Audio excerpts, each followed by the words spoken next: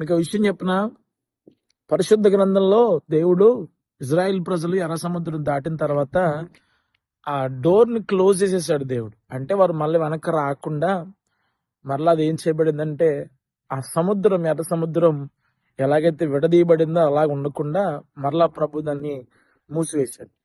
తద్వారా అది యథా సముద్ర స్థితికి చేరుకుంది. అంటే దాని అర్థం ఏంటంటే చెప్పనా, దేవుడు ఒక్కసారి మాత్రం అద్భుతం చేసే దేవుడు అని కాదు. దేవుడు అద్భుతం చేస్తే అది 5 నిమిషాల్లో 10 నిమిషాల్లో లేకపోతే అది దాటేదాకా ఉంటదని కాదు. దేవుడు అక్కడ అద్భుతం చేసి మరలా దాన్ని ఎందుకు మూసివేశాడంటే, ఎర్ర సముద్రం మరలా యథావిధిగా ఎందుకు కలిసిపోయిందంటే, ఇజ్రాయేల్ ప్రజలు మరలా వెనక్కి రాకుండా తాము వెనుకకు తిరిగి చూడడం దేవునికి చిత్తము కాదు గనుక ప్రభువు ఎర్ర సముద్రాన్ని 2 పాయలుగా చేసిన దేవుడే మరలా దాన్ని కలిపేశాడు. అంటే అర్థం చెప్పిన, once you receive God's blessings you should not turn back, you shouldn't be a backslider. ఒకసారి దేవుని యొక్క మేలు పొందిన తర్వాత, ఒకసారి ప్రభు యొక్క కృపను పొంది పరలోక సంబంధమైన వాటి రుచి చూచి దేవుని కృపలో ఎదుగుతూ వర్ధిల్లుతున్న మనము, ఆయన అద్భుతాలు పొందిన మనము మరలా వెనుకకు తట్టి తిరిగి చూడటం దేవుని యొక్క చిత్తము కాదు.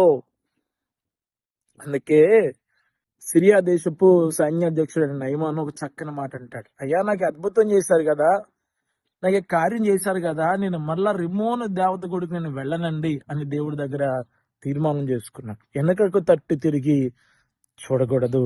Praise the lord.